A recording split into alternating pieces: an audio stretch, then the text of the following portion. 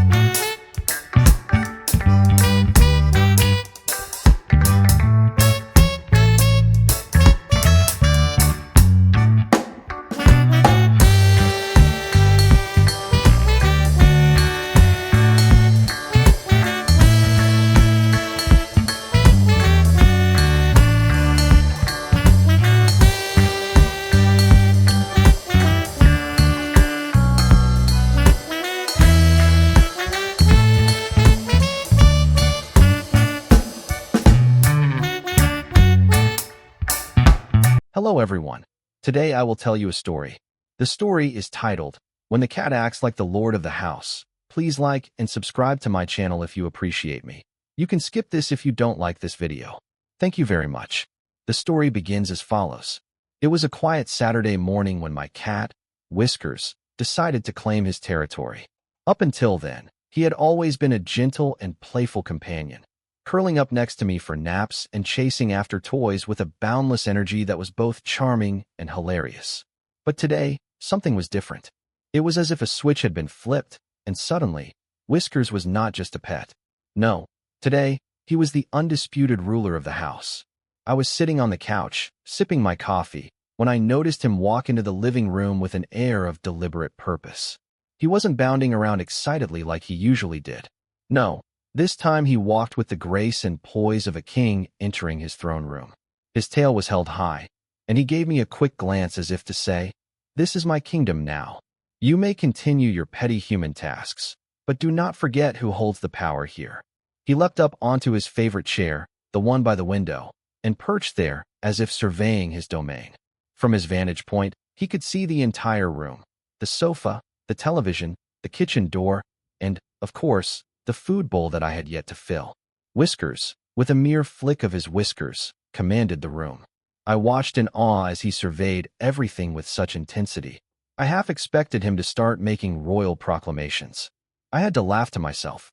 It was as if he had decided that the simple life of being a pet was beneath him. Whiskers had become a nobleman of the highest order. And if there's one thing a lord requires, it's servants. Whiskers made his first command shortly after assuming his post on the throne. He looked at me with his big, golden eyes and gave a short, almost imperceptible flick of his tail. That was the signal. It was breakfast time. "Whiskers, I'll get your food in a second. Just give me a moment," I said, half amused and half bewildered. But my words fell on deaf ears. He did not budge from his chair. Instead, he let out a single, dignified meow, loud, insistent, and full of authority. It was as if he were reminding me of my duty to serve him. And so, I stood up, walked over to the kitchen, and prepared his breakfast as if I were a knight tending to the needs of their lord. As I placed his food bowl in front of him, he eyed me with approval, giving a small, satisfied purr. Whiskers was, without a doubt, a lord who appreciated the finer things in life. Good food, a comfortable perch, and, most importantly, absolute obedience from his subjects. For the next few hours, he sat in his chair, watching over the house like a true monarch. Every now and then, he would demand attention, either through a meow or by tapping me gently with his paw, just to remind me that he was in charge. I would drop everything, scratch him behind the ears, and offer him some extra treats. What could I do?